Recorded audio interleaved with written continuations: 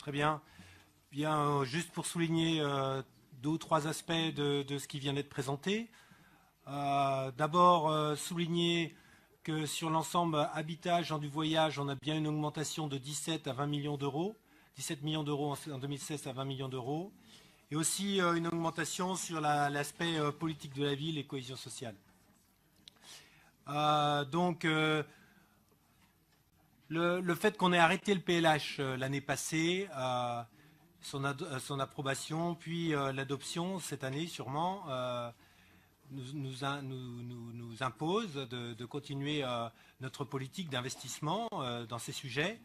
Nous avons fixé nos orientations de mixité sociale et surtout nos objectifs d'une meilleure répartition sociale pour le logement social. On veut réduire les phénomènes de vacances. Et aussi, on travaille, et vous le savez, sur la qualité du logement pour le bien vivre des habitants.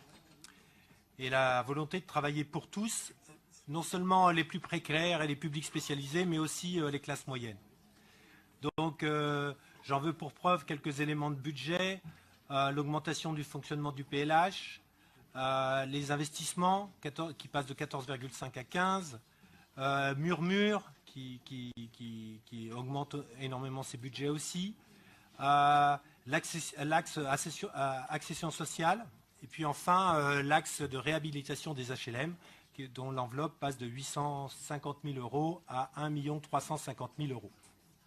Voilà pour le PLH. Le deuxième point marquant, c'est la construction du PLUI, et puis surtout qui se fait suite au débat métropolitain sur les orientations du PADD. Et donc, nous avons ici une composante forte de notre politique, puisqu'il s'agit de l'aménagement de notre bassin de vie.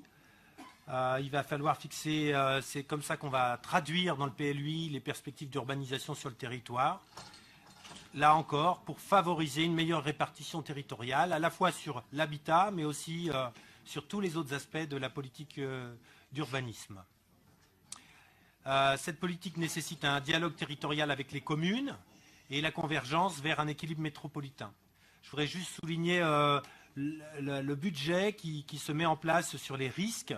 Nous l'avons voté tout dernièrement. Notre métropole est soumise fortement au risque, à la vulnérabilité. Et la poursuite du PPRT, en particulier sur le à Pont-de-Claix, est très, très importante.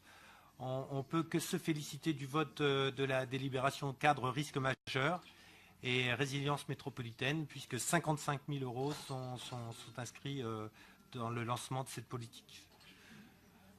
Enfin, nous sommes très heureux que la poursuite de l'investissement pour la réalisation de l'aire du Grand Passage et pour l'amélioration des aires d'accueil, c'est une politique que nous menons depuis longtemps maintenant.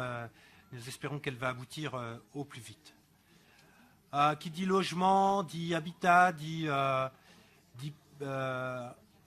document d'urbanisme, me dit aussi politique de cohésion sociale.